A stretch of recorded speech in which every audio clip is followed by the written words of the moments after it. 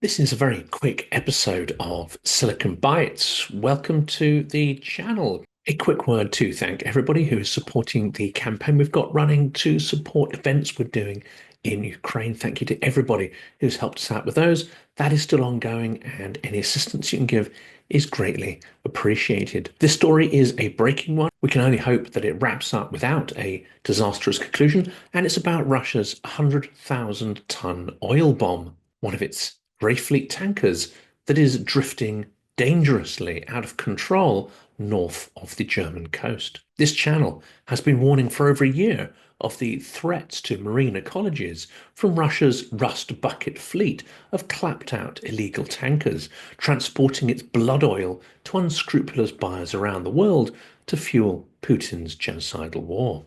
And now another one of them is threatening disaster as a shadow fleet vessel carrying 100,000 tons of oil breaks down and is adrift in heavy seas off Germany's northern coast. The Eventin was sailing from Russia to Egypt with 100,000 tons of oil when its engine failed and it lost ability to maneuver. As the vessel drifted in coastal waters Friday, the Foreign Minister Annalena Baerbock criticised Russia's use of dilapidated old tankers to avoid sanctions on its oil exports, calling it a threat to European security. Russia has used murky ships for oil exports to circumvent sanctions imposed by Western nations for waging its brutal war against Ukraine. Three tugs are now attempting to steer it away from the coast and towards a safer area, though if the ship breaks up, there is no safe area for 100,000 tons of oil to dissipate. There were winds of 6 to 7 on the Beaufort scale in the area, and that stormy gusts were expected to continue while waves were about 2.5 meters, 8 feet high.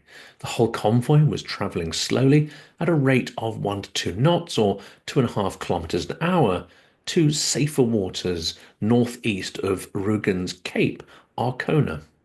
Once the position has been reached, the convoy will wait out the strong winds, said Germany's Central Command for Maritime Emergencies in a statement.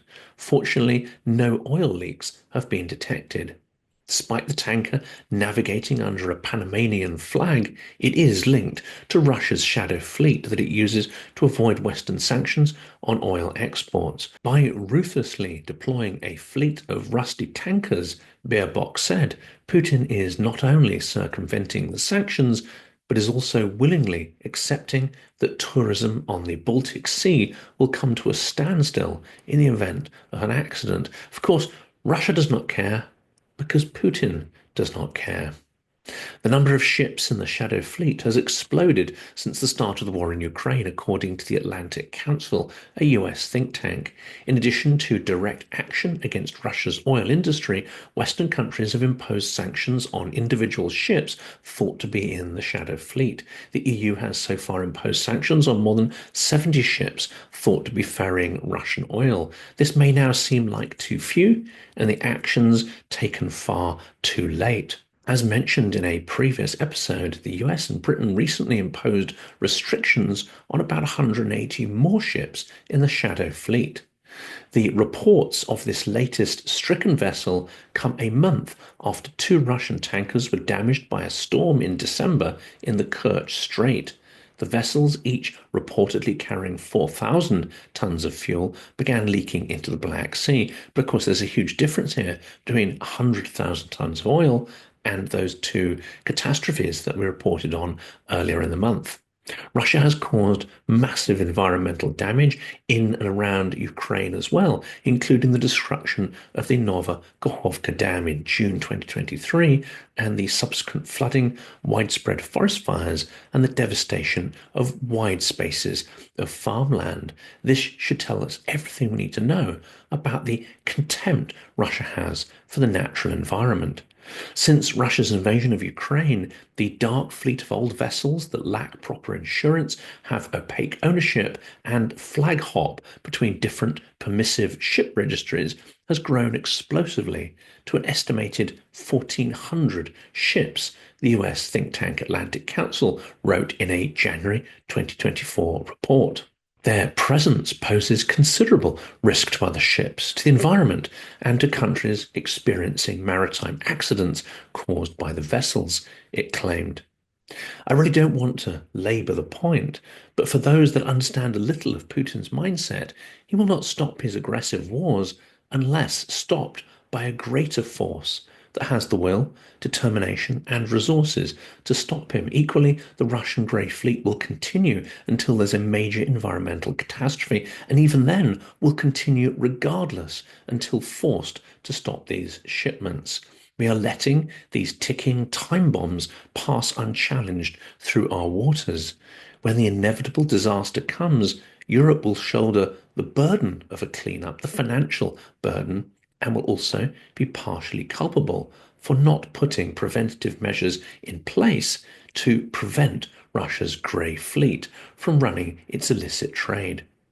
But at last, something seems to be changing, too slowly, of course, and likely not on the scale that is required.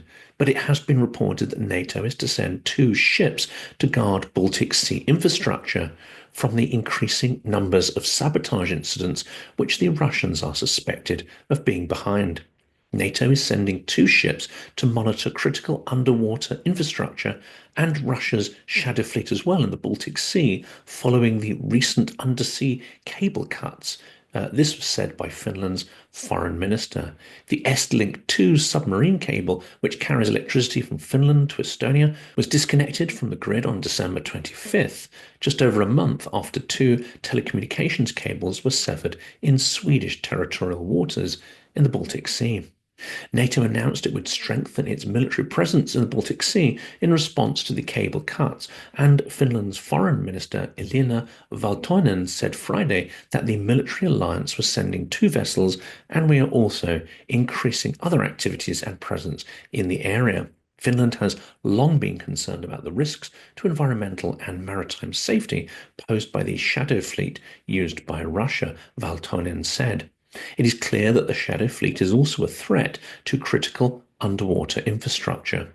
On Monday, the British-led Joint Expeditionary Force, which comprises Nordic and Baltic states as well as Netherlands, announced it would also increase its surveillance of undersea infrastructure in the Baltic Sea. This is a welcome increase in activity by the JEF that seems to have gone rather quiet in recent months since the UK election. Well, let's hope this is a sign of new assertiveness by the European powers, including the UK. Otherwise, Russia will continue to act with impunity, and the frequency and scale of its terroristic provocations will only increase.